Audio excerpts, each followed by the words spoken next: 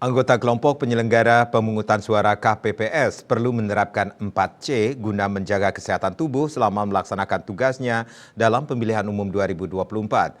Direktur Kesehatan Usia Produktif dan Lanjut Usia Kementerian Kesehatan, Dr. Nida Rohmawati MPH menjelaskan bahwa 4C adalah cukup tidur, cukup minum, cukup makan, dan cukup berolahraga.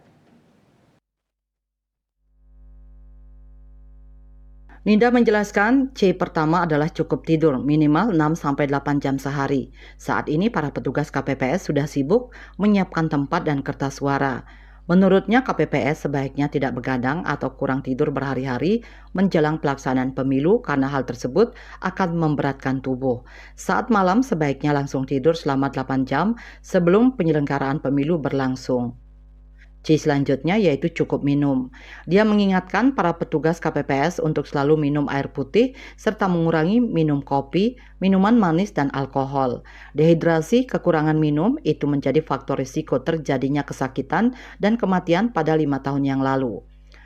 Nida berharap jangan lupa minum air putih, kurangi minum kopinya, dan minuman manis atau minuman kemasan yang manis.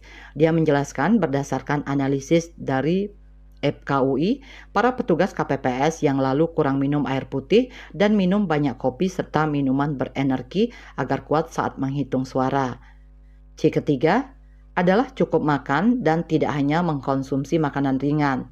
Nida menambahkan C yang terakhir adalah cukup olahraga.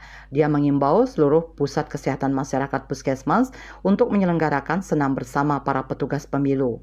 Dalam kesempatan itu, Nida menyampaikan bahwa data dari pemilu 2019 menunjukkan bahwa sebanyak 894 orang petugas meninggal dan tidak kurang dari 5.175 orang sampai 6.020 orang jatuh sakit.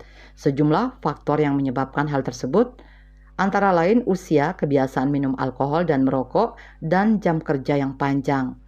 Pemilihan umum 2024 diselenggarakan pada Rabu 14 Februari 2024 dan mencakup pemilihan presiden, wakil presiden, serta pemilihan anggota legislatif.